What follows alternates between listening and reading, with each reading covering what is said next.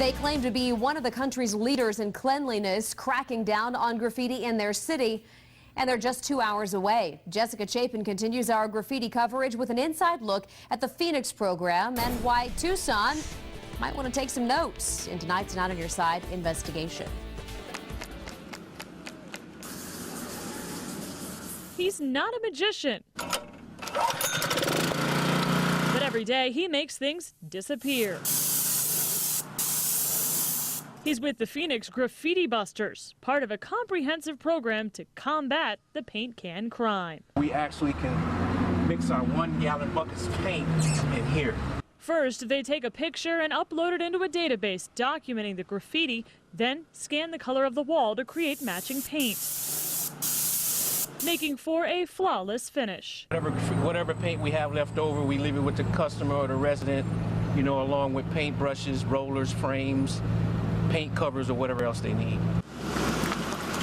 It's a 7-day operation with 10 trucks covering 8 districts in the city, canvassing the area and responding to complaints. Since the beginning of the year, they've had 23,000, and they try to take care of it as quickly as possible. Phoenix also puts a lot of effort into spreading the word on graffiti removal, from hotlines and websites where you can report it with a magnet to a smartphone app where you can actually take a picture of the graffiti and report it yourself. Last year, the city took care of 80,000 sites like these. Deputy Director of Neighborhood Services Tim Bowling says it's one reason they're a model for others when it comes to clean cities. I feel that the city of Phoenix has one of the best programs in the world.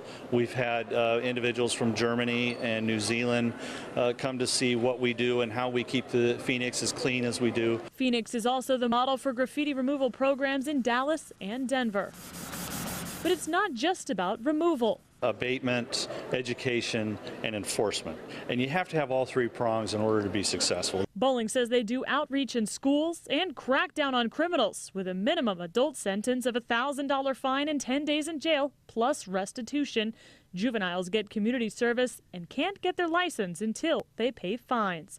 Phoenix keeps track of tags to make sure people pay for everything they vandalized, and their personnel take it personally, right to the judge. We'll go and testify and say, hey, Judge, we can show you that this tag, we've removed it over 200 times in the last 6 months. But a program like this has got to cost money. We asked. How costly is the program? Well, the program right now, keep in mind, City of Phoenix is 520 square miles. It's one of the largest landmass cities in the country. So for 520 square miles, our program right now is just a little over $2 million. Tucson spends $1.2 million in a city about half the size. Both also utilize volunteers to get the job done, a job that's never finished. It's a big problem. It's everybody's problem, and that's why we try to get everybody involved in removing graffiti. Do you have any one piece of advice for other cities when it comes to fighting this? We do. One of the things we tell the other cities when they come to check out our program is that you have to address it comprehensively and you have to address it as quickly as possible. 2 tips they hope can help outside these city limits. Jessica Chapin, KGUN-9, on your side.